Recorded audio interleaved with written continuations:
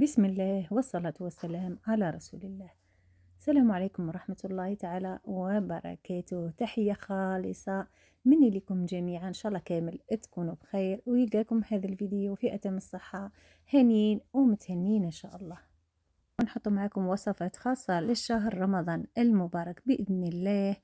الله يدخلوا علينا إن شاء الله بالصحة والهنا، مع اقتراب إن شاء الله الشهر الفضيل. هنا البنات اللي يحبوا يتعلموا ويجربوا، جربوا الوصفات حبوباتي وأخواتي قبل ما يصلكم الوقت، ماشي آخر لحظة تنوضوا تطبقوا وانتم صايمين. لا، طبقي الوصفة وشوفي النتيجة نتاعها ما يجي يوصل الشهر إن شاء الله المبارك، تكوني انتي على أتم الاستعداد. للعشاق عطر البرتقال وحبة حلاوة، هذه لكم سبيسيال. المقادير نتاعنا هنا هي بالكوب نتاع 240 مليلتر، نص كوب سكر، بشر ولا مبشور ليمونة ولا برتقالة كاملة، أنا درت هنا برتقالة كاملة. عندي كوب إلا ربع كاس إلا ربع حليب دافي. عندي ملعقة صغيرة ونصف حبة حلاوة مطحونة، اللي حب يديرها حب يديرها حب، ما كانش فرق. عندي بيضتين كاملة وبياض الصفار نحتفظ به لدهن البريوش نتاعنا من فوق. راح نخلط المقادير هذيك غير بالفوي هكذا حتى تدخل كامل في بعضها، ونشوف هذاك السكر ذاب وتبدا الخميره نتاعنا تذوب. انا استعملت خميره الفوريه، يعني راح تذوب ليه. نبدا نضيف الفارينه نتاعي. الفارينه عندي 3 أكواب، راح نضيفها مره واحده، والكوب الرابع نزيدو غير بشوي. كما تعرفوا البنات الفارينه دائما تتبدل ولا تختلف من بلاصه لبلاصه، كاين اللي تشرب وكاين اللي ما تشربش.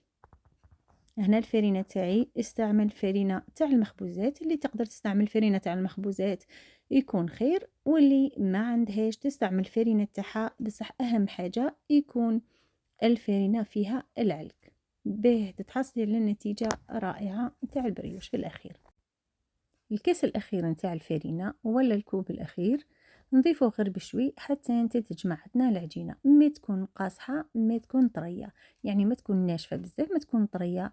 هنا الكوب نتاعي راه بقى لي منه تقريبا غير ملعقة كبيرة نتاع أكل. نكمل ندخل هذه الكمية وراح نضيف الزبدة نتاعي اللي هي تقريبا نص كوب زبدة طرية بحرارة الغرفة. ندخلها غير بشوي. احنا هذه المرحلة اللي راح ندخلوا فيها الزبدة، احنا رانا ندخلوا في الزبدة وبنفس الوقت رانا نعجنوا في العجينة نتاعنا. بعد ما تدخل هذه الكمية نتاع الزبدة كامل في العجين، راح تلقاي روحك عجنتي العجينة نتاعك وراح تبدأ تتلم عندك، ماهيش راح تبقى على هذا الحال كما راكم شفتوها هنا عندي. راح نزيد نعجنها بعد ما دخلت هذيك الزبدة كامل لمدة دقيقتين ولا 3 دقائق حتى ترطب عندي مليح. عندك العجانة استعملي العجانة. أنا كما قلت مرارا وتكرارا راني نقدم في هذا المخبوزات ولا بالعجين اليدوي، به البنات اللي ما عندهم عجانة يستفادوا. راح نحطها في هذا كما نقولوا ريسيبيون ولا بصح نديرو المغط، نغلق عليها باه تخمر لي بسرعة، يا إما نحطها في باسينة هكذا فيها ماء سخون ونغطيها ونخليها تخمر، أو نشغل الفرن تاعي على 100 درجة 100 نخليه يدفى شوية ونحط العجينة تاعي لداخل بعد ما نغطيها ونخليها تخمر. كما تعرفوا الجو بارد، العجينة تاعنا تحب مكان دافي باه يسهل لها الخمور. راح نقطع العجينة تاعي على 6 قطع متساوية. تحبوا توزنوا العجينة تاعكم البنات باه تجيكم كامل قد بعضها، اوزنوها. هنا انا ما وزنتش، درت عيني ميزاني هنا باه نسهلوا الامر على البنات اللي ما عندهمش ميزان ثاني. راح نكور هذيك العجينه اللي عندي كما راكم تشوفوا ونخليها ترتاح مده 10 دقائق باه يسهل علينا التشكيل.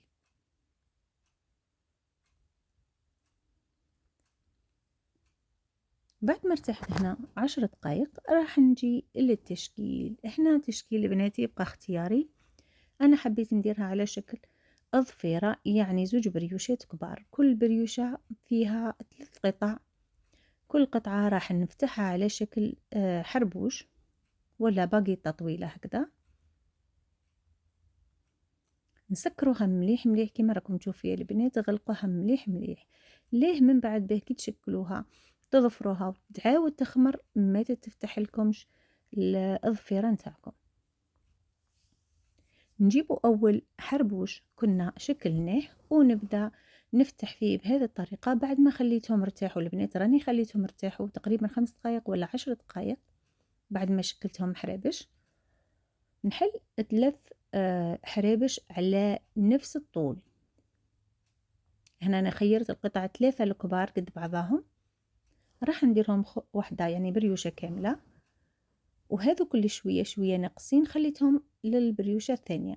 هنا اهم حاجه نسكروا هذا كيما نقولوا البدايه مليح مليح، نغلقوها هنا قبل ما نظفروا. كيما سبق وقلت لكم كي يعود يخمر راح يتفتحوا هذوك النهايات، ولا كيما نقولوا منين بدينا ظفيره ومنين خلصنا. ركزوا عليهم مليح مليح، نحاول نضغط ونبرمها مليح وندخلها اسفل كما نقولوا البريوشه. انا حطيتهم هنا في البلاطو تاعي. البلاطو فيه ورق الزبده، اللي عندها تستعمل واللي ما عندهاش دير في بلاطو فقط مدهون بدهنه خفيفه نتاع زيت، على خاطر البريوش نتاعنا راه فيه الزبده. كمل البريوشه نتاعي بنفس الطريقه. هذه البريوشه الثانيه راهي شويه صغيره على هذيك الاولى. البنات اللي تحب توزن كما قلت لكم اوزنوا، واللي تحب ديرهم ربع حبات ربع بريوشات صغار ديرهم، واللي تحب تشكلهم كويرات ولا يبقى على حسب الاختيار.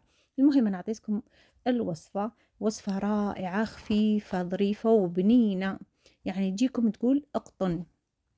ان شاء الله تجربوها وتتفرحوا بالنتيجه اللي راح تحصلوا عليها. هنا بعد ما خلص راح نخليهم يرتاحوا ويخمروا حتى يضاعف الحجم نتاعهم.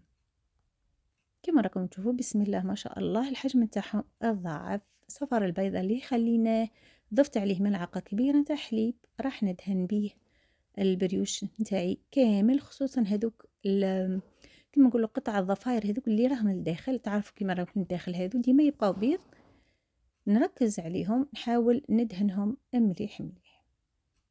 مادام البريوش نتاعي راني درتو بنكهة نتاع حبة حلاوة، راح نرش عليه حبة حلاوة من فوق. نتوما على حسب واش حبيتوا البنات، تحبوا جنجلانية تحبوا اي حاجة اخرى ترشوا بها، ولا تخليوه هكذاك سامبل بلا ما ترشوا عليه اي حاجة.